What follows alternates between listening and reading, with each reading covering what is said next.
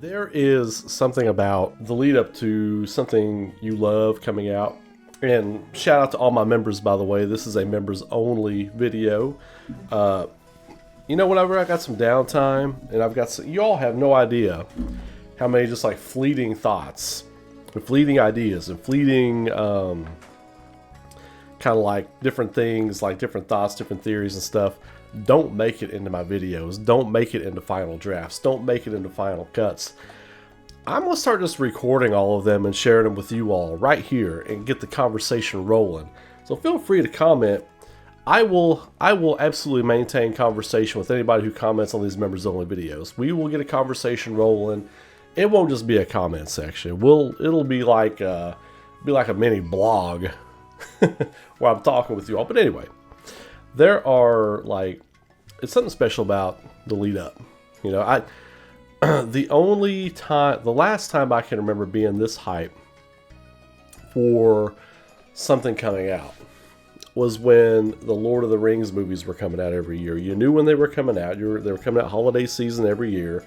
2001, 2002, 2003. Me and my buddy Sean Rains, we were there for every Lord of the Rings release, midnight showing.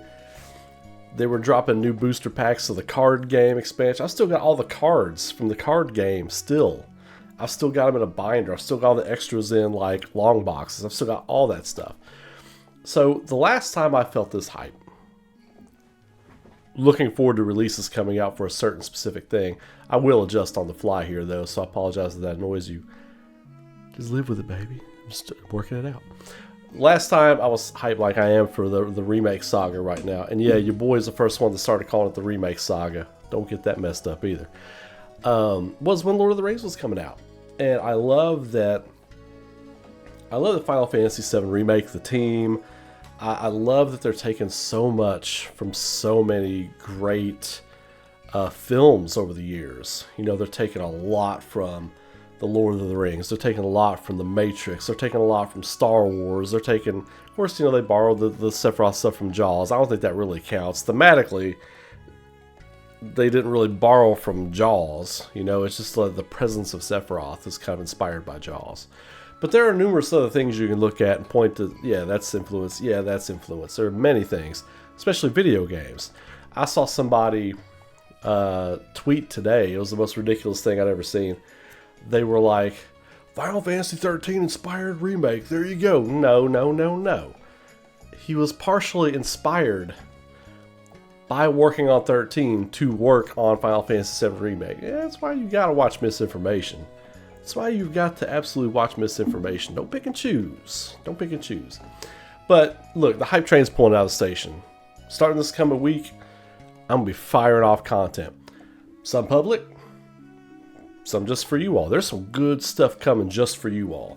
Just for you all. There are some lore junkies that are going to be members only. And I'm really excited. I'm going to surprise you with them. They're going to be surprises. I've got, I'm not going to say anything. There's going to be a couple lore junkies coming in the next couple of weeks that are members only. There's going to be some that are public, but there's going to be some that are members only too. Because I've got a lot to say on lore. A lot to say on world building and things like that. But I'm really excited for you all. I'm really excited for the community because I've got some things planned. I'm trying to line up some guests. And not the guests you might think of. Not the guests you might think. I'm trying to line up some different guests. I don't know if it's going to happen or not. That's why I'm talking to you all in a members only post video here. I don't know if it's going to happen or not, but we're trying. We're trying on this end. I'm always down to hear what kind of stuff you all want to see from me too. Now that production on the Aurora pitch and stuff and everything is pretty much winding down, production is just, it's always going to be rolling on the comics, right?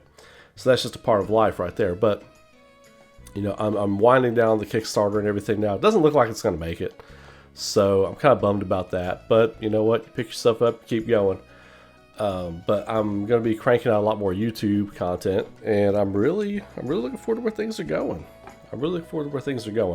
Final Fantasy VII Rebirth, we are so close. Less than 6 weeks away. I'm not exactly sure what the date is. I'm not that psychotic where I've got it down to the hours and the seconds, but man, it's going to be such a great time. It's such a great time. The hype train is officially barreling down the tracks, like I said on my Discord. And if you're not on my Discord, you need to get on my Discord and have a conversation with me and Tempe and a lot of the people over there that are hardcore, balls out nutso for the game coming out. So I'm excited about that. I'm excited about continuing to build the community, getting things rolling there. But one of the major things that's happening right now is I think people are starting to come to the realization that this is a true remake. This is a true remake of Final Fantasy VII.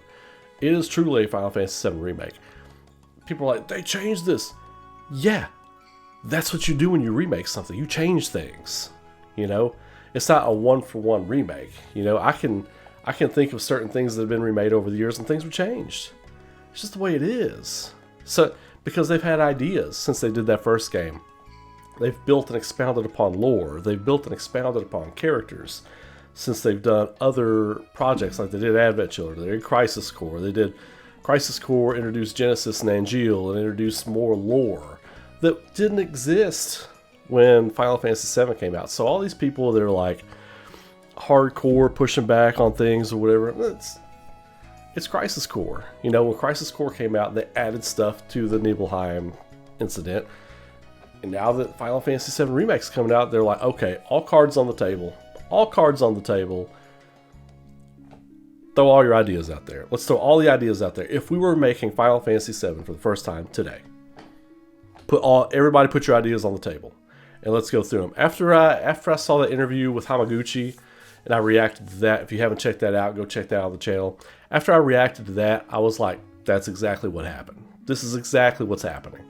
So I'm all for it. I think whatever they're doing with Zack and all that kind of stuff, we who played the original game, we understand that the thing with Zack dying was supposed to happen, him being saved. But you can look at it now, like if you never played 7, that's why they told people you don't have to play the original to enjoy this game, because they're truly remaking it. The mystery of everything, a lot of us content creators kind of ran wild with it, and Square Enix let us because it was like free marketing for them, basically, for their game.